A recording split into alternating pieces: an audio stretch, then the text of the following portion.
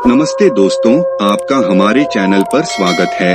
आज हम एक नए कहानी के साथ है, तो बिना किसी देरी के चलिए शुरुआत करते हैं। बात बहुत ही पुरानी है। किसी पर्वत की तलहटी में रमेसरपुर नाम का एक बहुत ही रमणीय गांव था। इस गांव के मुखिया रमेसर काका थे।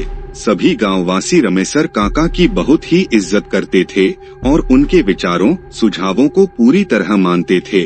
रमेसर काका की एक ही संतान थी, चंदा।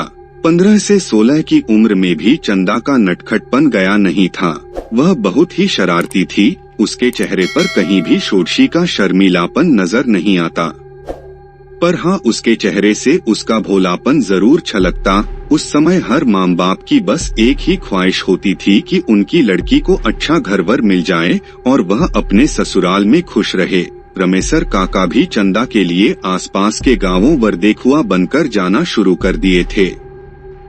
एक बार पास के एक गांव के उनके मुखिया मित्र ने कहा कि उनकी नजर में एक लड़का है, अगर आप तैयार हो तो मैं बात चलाऊं। रमेसर काका के हाँ करते ही उनके मुखिया मित्र की अगुवाई में चंदा का विवाह तय हो गया। चंदा का पति नदेसर उस समय कोलकाता में कुछ काम करता था। नदेसर देखने में बहुत ही सीधा साधा और सुंदर युवक था। वह रमेसर काका को पूरी तरह से भा गया था।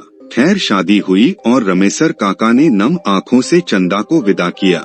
कुछ ही दिनों में चंदा अपने ससुराल में भी सबकी प्रिय हो चुकी थी। 1 से 2 महीना चंदा के साथ बिताने के बाद नदेसर भारी मन से कोलकाता की राह पर निकल पड़ा। चंदा ने नदेसर को समझाया कि कमाना भी जरूरी है और 5 से 6 महीने की ही तो बात है। दिवाली में आपको फिर से घर आना ही है। तब तक मैं नजरें बिछाए आपका इंतजार प्रसन्न मन से कर लूंगी। कोलकाता पहुंचने पर नदेसर ने फिर से अपना काम धंधा शुरू किया, पर काम में उसका मन ही नहीं लगता था। बार बार चंदा का शरारती चेहरा उसके आँखों के आगे घूम जाता। वह जितना भी काम में मन लगाने की कोशिश करता, उतना ही चंदा की याद आती। नदेसर की यह बेकरारी दिन व दिन बढ़ती ही जा रही थी। उसने अपने दिल की बात अपने साथ काम करने वाले अपने 5 मित्रों को बताई। ये 5 उसके अच्छे मित्र थे। नदेसर दिन रात अपने इन 5 दोस्तों से चंदा की खूबसूरती और उसके शरारतीपन का बखान करता रहता। 5 मित्र चंदा के बारे में सुनकर उसकी खूबसूरती की एक छवि अपने अपने मन में बना लिए थे और अब बार बार नदेसर से कहते कि भाभी से कब मिलवा रहे हो। नदेसर कहता कि मैं तो खुद ही उससे मिलने के लिए बेकरार हूँ, पर समझ नहीं पा रहा हूँ कि कैसे मिलूं। खैर, अब नदेसर के 5 दोस्तों के दिमाग में जो एक भयानक घिनौनी खिचड़ी पकनी शुरू हो गई थी, उससे नदेसर पूरी तरह अनभिज्ञ था। उसके 5 दोस्तों ने एक दिन नदेसर से कहा कि यार, भाभी को यहीं ले आओ, कुछ दिन रहेगी, कोलकाता भी घूम लेगी तो उसको बहुत अच्छा लगेगा और फिर 1 से 2 हफ्ते में उसे वापस छोड़ आना। पर नदेसर अपने बूढ़े माँ बाप को याद कर कहता कि नहीं यारों, मैं ऐसा नहीं कर सकता। मेरी अम्मा और बाबू की देखभाल के लिए गांव में चंदा के अलावा और कोई नहीं है। दिन और बीते, पर ये बीतते दिन नदेसर की बेकरारी को और भी बढ़ाते जा रहे थे। अब तो नदेसर का काम में एकदम से मन नहीं लग रहा था और उसे बस गांव दिखाई दे रहा था। एक दिन रात को नदेसर के 5 दोस्तों ने नदेसर से कहा कि चलो हम लोग तुम्हारे गांव चलते हैं।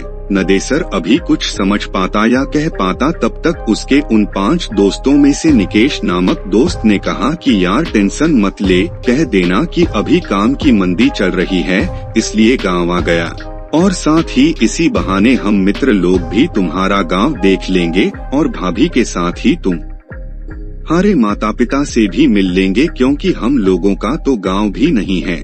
इसी कोलकाता में पैदा हुए और कोलकाता को ही अपना घर बना लिए। हम लोग भी चाहते हैं कि कुछ दिन गवई आबोहवा का आनंद लें। नदेसर तो घर जाने के लिए बेकरार था ही, उसे अपने दोस्तों की बात भली लगी। फिर क्या था, दूसरे दिन ही नदेसर अपने उन 5 दोस्तों के साथ अपने गांव के लिए निकल पड़ा। उसके गांव के आसपास में बहुत सारे घने जंगल थे।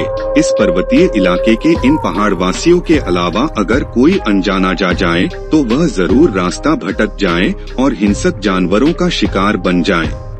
ट्रेन और बस की यात्रा करते करते आखिरकार नदेसर अपने 5 दोस्तों के साथ अपने गांव के पास के एक छोटे से बस स्टेशन पर पहुंच ही गया। इस स्टेशन से उसके गांव जाने के लिए अच्छी कच्ची सड़क भी न थी। जंगल में चलने से बने पगडंडियों से उबड़-खाबड़ रास्ते से होकर जाना पड़ता था। जंगल में चलते चलते जब नदेसर से निकेश ने पूछा कि भाई नदेसर, अभी तुम्हारा गांव कितनी दूर है, तो नदेसर ने प्रसन्न होकर कहा कि यार अब हम लोग पहुंचने ही वाले हैं। नदेसर की बात सुनते ही निकेश हांफने का नाटक करते हुए वहीं बैठते हुए बोला किया, अब मुझसे चला नहीं जाता। उसकी बात सुनते ही नदेसर ने कहा कि यार हम लोग पहुंच गए हैं और अब मुश्किल से 5 मिनट भी नहीं लगेंगे। पर नदेसर की बातों को अनसुनी करते हुए उसके अन्य 4 दोस्त भी निकेश के पास ही बैठ गए। अब नदेसर बेचारा क्या करे, उसे भी रुकना पड़ा। नदेसर के रुकते ही निकेश ने अपने हाथ में लिए झोले में से एक अच्छी नई साड़ी और साथ ही चूड़ी आदि निकालते हुए कहा कि यार नदेसर, हम लोग भाभी से पहली बार मिलने वाले हैं, इसलिए उसके लिए कुछ उपहार लाए हैं। उसकी बात सुनते ही नदेसर ने कहा कि यारों इसकी क्या जरूरत थी, पर निकेश ने हंसकर कहा कि जरूरत थी भाई, हमारी भी तो भाभी है, हम पहली बार उससे मिल रहे हैं तो बिना कुछ दिए कैसे रह सकते हैं। इसके बाद निकेश ने कुटिल मुस्कान चेहरे पर लाते हुए नदेसर से कहा कि यार नदेसर, क्यों न भाभी को सरप्राइज दिया जाए। एक काम करो, तुम घर जाओ और बिना किसी को बताए भाभी को घुमाने के बहाने यहाँ लाओ। हम लोग यहाँ भाभी को यह सब उपहार दे देंगे और उसके बाद फिर से तुम दोनों के साथ तुम्हारे घर चल चलेंगे। भोला नदेसर हाँ में हाँ मिलाते हुए तेज कदमों से घर की ओर गया और लगभग 30 से 40 मिनट के बाद चंदा को लेकर दोस्तों के पास वापस आ गया। फिर क्या था, चंदा से वे 5 दोस्त एकदम से अपनी भाभी की तरह मिले। चंदा को भी बहुत अच्छा लगा। इसके बाद जब चंदा ने उन्हें घर चलने के लिए कहा तो अचानक उनके तेवर थोड़े से बदले नजर आए। निकेश और नदेसर के अन्य 4 दोस्त चंदा और नदेसर के पास पूरी सख्ती से खड़े हो गए थे। चंदा और नदेसर कुछ समझ पाते इससे पहले ही निकेश ने दांत भींचते हुए तेज आवाज में नदेसर से कहा कि साले, मैं अपनी बहन की शादी तुमसे करना चाहता था पर तुम बिना बताए गांव आकर अपनी कर लिए। उसकी बात सुनकर नदेसर ने भोलेपन से कहा कि निकेश भाई, आपने तो कभी हमसे अपनी बहन की शादी के बारे में बात भी नहीं की थी और जब मैं घर आया था तो यहाँ माम बाबू ने शादी कर दिया था। भला मैं उन्हें मना कैसे कर सकता था। पर नदेसर की इन भोली बातों का उन 5 दैत्यों पर कोई असर नहीं हुआ। उनमें से 2 ने नदेसर को कसकर पकड़ लिए थे और 3 चंदा का चीरहरण करने लगे थे। अभी नदेसर या चंदा चिल्लाकर आवाज लगा पाते इससे पहले ही उन दोनों के मुंह में कपड़े ठूंस दिए गए। फिर निवस्त्र चंदा और घनेसर को उठाकर वे लोग कुछ और घने जंगल में ले गए। घने जंगल में ले जाकर उन लोगों ने नदेसर की हत्या कर दी और चंदा की इज्जत से खेल बैठे। लगभग वे 5 नरपिशाच घंटों तक चंदा को दागदार करते रहे। वह चिल्लाती रही, भीख मांगती रही, पर उन भेड़ियों पर कोई असर नहीं हुआ। अंततः अपनी वाली करने के बाद उन 5 ने चंदा को भी मौत के घाट उतारकर वहीं जंगल में सूखी पत्तियों में उन्हें ढनकर आग लगा दिए। आग लगाने के बाद ये 5 दोस्त जिधर से आए थे उधर को भाग निकले। जंगल जलने लगा और जलने लगे चंदा और नदेसर के जिस्म, सब कुछ स्वाहा हो गया था। इस आग से आसपास के गांव वालों को कुछ भी लेना देना नहीं था, क्योंकि जंगल में आग लगना कोई बहुत बड़ी बात नहीं थी। कभी भी कोई भी अपनी लंठई में जंगल में आग लगा दिया करता था। धीरे धीरे समय बीतने लगा। रात तक जब चंदा और नदेसर घर नहीं आए तो नदेसर के पिताजी ने नदेसर के आने और चंदा को लेकर जाने की बात अपने पड़ोसियों को बताई। उसी रात को नदेसर और उनके कुछ पड़ोसी मशाल लेकर चंदा और नदेसर को खोजने निकल पड़े। काफी खोजबीन के बाद भी इन दोनों का पता नहीं चला।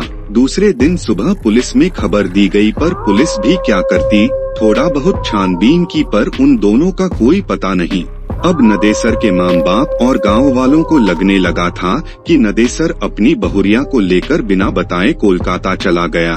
शायद उसे डर था कि अगर बाबू को बताकर ले जाएंगे तो वे ले जाने नहीं देंगे। आखिर कोलकाता में नदेसर कहाँ रहता है, क्या करता है, इन सब बातों के बारे में भी नदेसर के माता पिता और गांव वालों को बहुत कम ही पता था।